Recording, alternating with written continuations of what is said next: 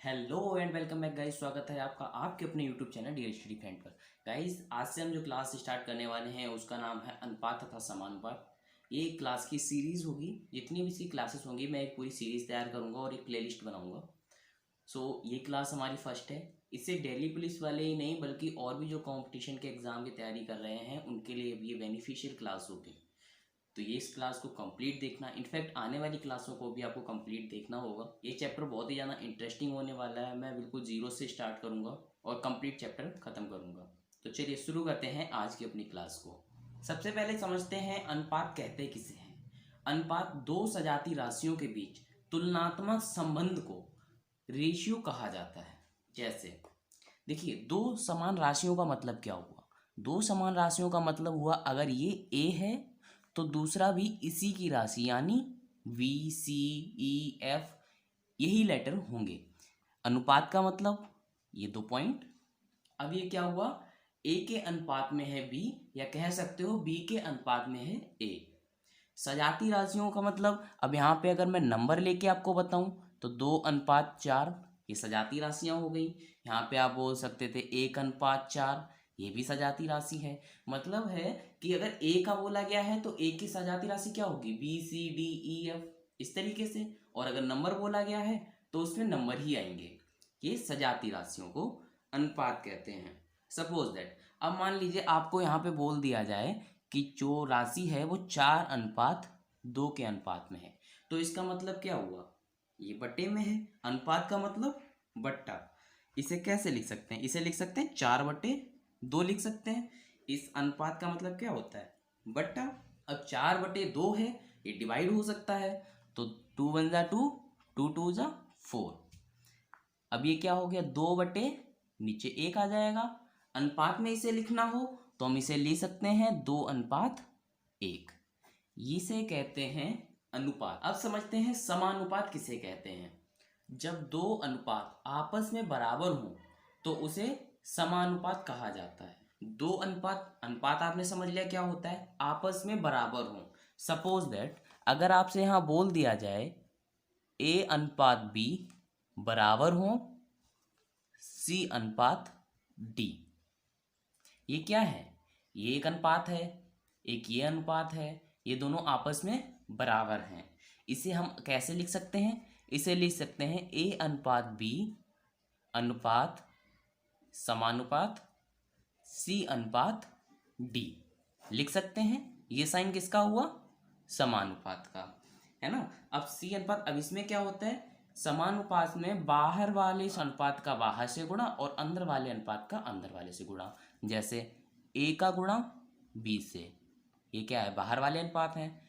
और B का गुणा C से, ये क्या बाहर वाले अनुपात है। तो इसे हम कैसे लिख सकते हैं, इसे लिख सकते हैं B/D इजिकल टू बराबर B/C। क्या हो गया, A/D बराबर B/C। आप इसे ऐसे लिख सकते हैं। अगर आप ऐसे भी नहीं लिखना चाहते तो मैंने आपको बताया था अनुपात का मतलब क्या होता है, बट्टा। तो हम इसे कैसे लिख सकते हैं, A/B इजिकल टू C/D। अब पता है जब इजिकल टू लगा हो तो क्रॉस मल्टीप्लाई हो जाता है। क्रॉस मल्टीप्लाई हो जाएगा यहाँ पे, तो क्या आ जाएगा आपका, जब D का गुणा A से करोगे तो A/D इजिकल टू B का गुणा C से करोगे तो B/C, वही आ गया। तो इस कैलकुलेशन को हमें थोड़ा सा इजी करने के लिए इस टाइप से हम क्वेश्चन को सॉल्व कर लेते हैं। अब इनका यूज़ कहाँ कर सकते हैं ये समझते हैं। चलिए आपको एग्जाम्पल लेके बताते हैं कि इसका यूज़ कहाँ कर सकते हैं। पहला एग्जाम्पल हमारा है, किसी समानुपात के 3 पद 2 4 6 हैं तो चतुर्थ पद क्या होगा। चतुर्थ पद बताना है, 3 पद दिए गए हैं समानुपात के। तो इसे कैसे लिखेंगे, समानुपात का मतलब क्या हुआ, 2:4 समानुपात बराबर 6। अब हमें चौथा अनुपात नहीं पता है तो हम क्या मान लेंगे, तो चौथा अनुपात x है। समानुपात में क्या करते हैं, बाहर वाले का बाहर से गुणा, अंदर वाले का अंदर से गुणा। तो बाहर वाले का 2 से जब x से गुणा करेंगे और 4 का 6 से गुणा करेंगे, कैसे करेंगे, 2 × x समानुपात है तो इक्वल लगा दिया। और क्या हो गया इधर 4 × 6। अब ये 2 है, ये x है।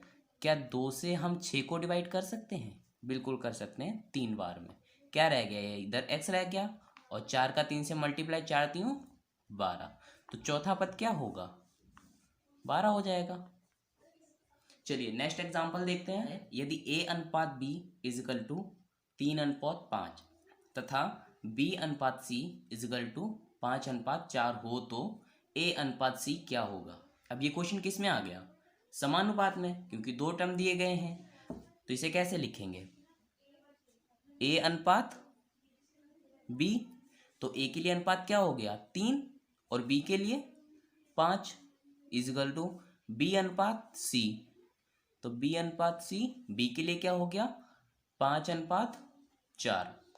अब ये टर्म बन गए हैं, तो समानुपात के लिए क्या है, बाहर वाले रेशियो का बाहर से गुणा, अंदर वाले का अंदर से गुणा, तो 3 का गुणा 4 से हो जाएगा, लेकिन 5 का 5 से हो जाएगा। मुझे बताना क्या है, a कितना होगा और c कितना होगा। तो यहाँ पे देखो a कितना है, a 3 है और c कितना है 4 है, तो हमें गुणा करने की जरूरत ही नहीं है। a 3 बता दिया और c 4 बता दिया, तो और a और c कितना होगा 3 अनुपात 4। अगर इस क्वेश्चन में हमसे पूछ लिया जाता कि a अनुपात b अनुपात c क्या होगा, जैसे यहाँ पे पूछ लिया जाता कि a अनुपात b अनुपात c क्या होगा, तो इसमें जो हमें बताते, तो a तो हो गया 3, अब b यहाँ पे देखो b सेम है, जो चीज़ कॉमन होती है यहाँ पे देखिए नंबर भी सेम है, ऊपर अनुपात भी सेम है, तो इसमें क्या होगा, ये एक बार ही लिखेंगे।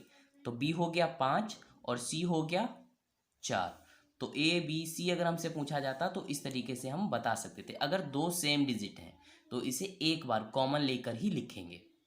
चलिए नेक्स्ट एग्जांपल देखते हैं। नेक्स्ट एग्जांपल हमसे कहता है a अनुपात b अनुपात c अनुपात इजगल टू 3 अनुपात 4 अनुपात 7 हो तो a plus b plus c अनुपात c क्या होगा। यहाँ पे सीधे से हमें नंबर ही बताने हैं कि क्या होगा इनका अनुपात। तो देखिए a कितना है, a, इसे अगर अनुपात में लिखेंगे तो कैसे होगा, a अनुपात b अनुपात c कैसे हो जाएगा, 3 अनुपात 4 अनुपात 7, ऐसे ही तो लिखेंगे ना। तो यहाँ पूछा क्या गया है, a plus b plus c, तो सिंपली बता देंगे a कितना है, a है 3 प्लस b कितना है, b है 4 प्लस c कितना है, c है 7 अनुपात c कितना है 7। इन्हें जोड़ लेंगे कि कितना हो जाएगा, 4 और 3 7, 7 और 7 14, ये 14 अनुपात 7। अब आपको पता है अनुपात का मतलब बट्टा होता है, और अगर इसमें कोई ऐसा नंबर है जो कट सकता है तो हम उसे डिवाइड कर देंगे। तो यहाँ देखिए 7 है, 14 से कट सकता है, 7 1 जा 7, 7 2 जा 14 हो सकता है। तो यहाँ पे कितना हो जाएगा, 2 अनुपात 1, ये आपका आंसर होगा। चलिए एक लास्ट एग्जाम्पल देखें। नेक्स्ट एग्जाम्पल हमारा कहता है a अनुपात b इजकल टू b अनुपात c हो तो a स्क्वायर अनुपात b स्क्वायर क्या होगा। वो सारे टाइप के क्वेश्चन करा रहा हूँ जो आपके एग्जाम में आते हैं, इसीलिए। तो चलिए देखते हैं इसे। देखिए a अनुपात b इजकल टू b अनुपात c, ये किस में आ गया, समानुपात में, इक्वल लगा है, समानुपात में आ गया। तो इसमें क्या हम करते हैं, सबसे पहले बाहर वाले टर्म का बाहर से गुणा और अंदर वाले टर्म का अंदर से गुणा। तो अंदर वाला करेंगे तो b स्क्वायर हो जाएगा इजकल टू क्या बच गया, c इंटू ए या a इंटू सी लिख सकते हो, बच गया आपका। यहाँ पे आपसे पूछा क्या गया, a स्क्वायर अनुपात b स्क्वायर, तो यहाँ पे हम कैसे लिख सकते हैं इसे, a स्क्वायर क्या है आपका, a स्क्वायर है आपका a इंटू ए अनुपात b स्क्वायर क्या है, देखिए यहाँ पे b स्क्वायर हमने निकाला है c इंटू ए निकाला है। अब यहाँ पे a है, यहाँ पे भी a है, डिवाइड हो जाएगा, क्या बच गया आपका a अनुपात c, ये आपका आंसर होगा।